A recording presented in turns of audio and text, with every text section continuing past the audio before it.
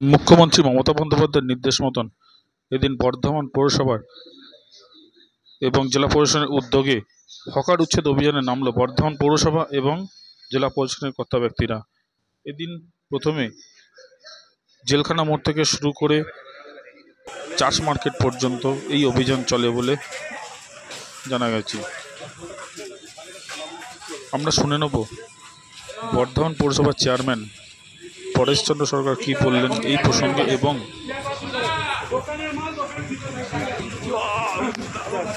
উচ্ছেদ হওয়া হকাররা কি জানালেন আমাদের ক্যামেরার সামনে আমরা শুনে নেব এবং জেনে নেব।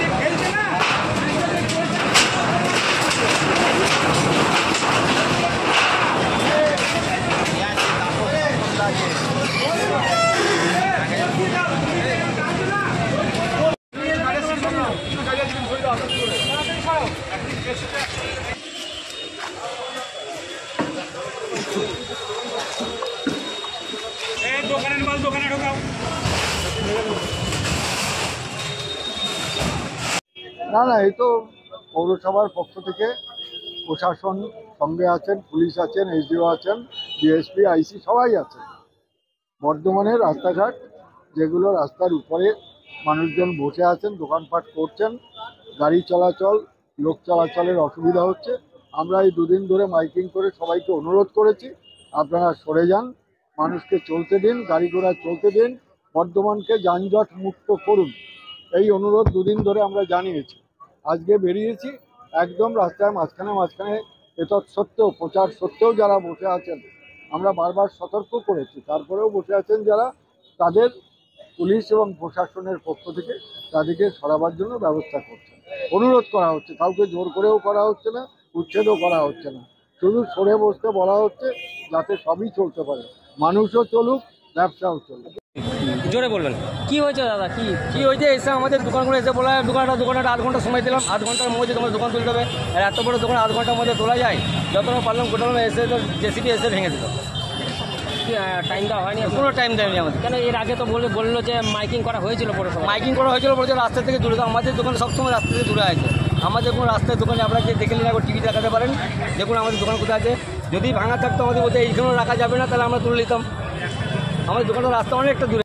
সুসাইড করবো, কিছু করার নেই, কিছু উপায় নাই, নাহলে চুরি ছিনালি করতে হবে। আমাদেরকে কিচ্ছু বলা যায় বলিনি, আপনারা কি নোটিশ করেছিল? কিচ্ছু বলিনি, কিচ্ছু বলা হয়নি, তো শুধু মাইকে অ্যানাউন্স করে বলেছে বাইরে মাল লাগাতে মানা করেছে। এবার আজানাক দেখছি তো, আচানক এসে যদি ভেঙে দিবে, গরিবরা কোথায় যাবে? দুদিন আগেই তো মাইকিং করা হয়েছিল, মাইকিং করা হয়েছে, কিন্তু আমাদের কিছু বলা হয়নি। তো আমরা লাগাচ্ছিলাম তাহলে বলেছিল দোকানের সামনে কোনো জিনিস লাগানো যাবে না, তাই আমরা তাই করেছিলাম। পুলিশ, অ্যাডমিনিস্ট্রেশন এবং মিউনিসিপ্যালিটির যৌথ উদ্যোগে আজকে আমাদের পুরোটাই দখলমুক্ত করা হবে। স্যার, অনেকগুলো দোকানে ইলেকট্রিফিকেশন রয়েছে যথাযথ আইন অনুযায়ী, তাহলে কি কেন ইলেকট্রিফিকেশন দেওয়া হচ্ছে? এটা মিউনিসিপ্যালিটির এভিকশন প্রোগ্রাম, ঠিক আছে, ওরা কীভাবে কানেকশন হয়েছে জানি না, ঠিক আছে, কিন্তু এটা সরকারি জায়গা, মিউনিসিপ্যালিটি পারমিশন নেই, বেআইনি দখল হিসেবে ঠিক করা হয়েছে এবং আমরা সার্ভের জন্য মিটিং করছি সাব ডিভিশন লেভেলে। প্রত্যেকটা 35টা ওয়ার্ডের প্রত্যেকটা কাউন্সিলর এবং আমাদের পুরো যে সাব ডিভিশন কমিটি সার্ভে করবে। সার্ভে করার পর প্রত্যেকটা ওয়ার্ডে আইডেন্টিফিকেশন হবে, তারপর একটা একটা করে আমরা প্ল্যান করে প্রত্যেকটা ওয়ার্ডে দখলমুক্ত করা হবে পর্যায়ক্রমে। আজকে আমার জেলখানা রোড থেকে বুড়িবাগান অব্দি এই রাস্তাটা বিবি ঘোষ রোড। শহরে তো আরো অন্য জায়গায় রয়েছে, সব জায়গায় পরপর করে পর্যায়ক্রমে করা হবে, সব জায়গাতেই করা হবে। আজকের থেকে শুরু হলো। মুখ্যমন্ত্রী 1 মাস টাইম দিয়েছিল, তার আগে সার্ভে সাইমালটেনিয়াস চলছে, এগুলো আইডেন্টিফাইড মিউনিসিপ্যালিটি উদ্যোগ নিয়ে করা হচ্ছে। এটাও মানতে পারলাম না, এইভাবে হকারদেরকে মানে উচ্ছেদ হোক। এখনো বলছি পরিষ্কার হোক, রাস্তা ভালো হোক, সবাই চাই উন্নয়ন হোক, কিন্তু এইভাবে জোর করে এটা মানে চাইছি আবার কি, যা হতো হয়ে গেল।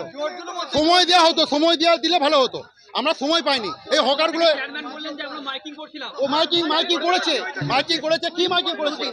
কি মুখ্যমন্ত্রী সর্বশ্রেষ্ঠ, মুখ্যমন্ত্রীর উপরে কেউ না। কি মাইকিং করেছে যে মাল তোমরা নিজের দায়িত্বে রাখো, যেখানে সেখানে গাড়ি রাখবে না, একবারও বলেনি মাল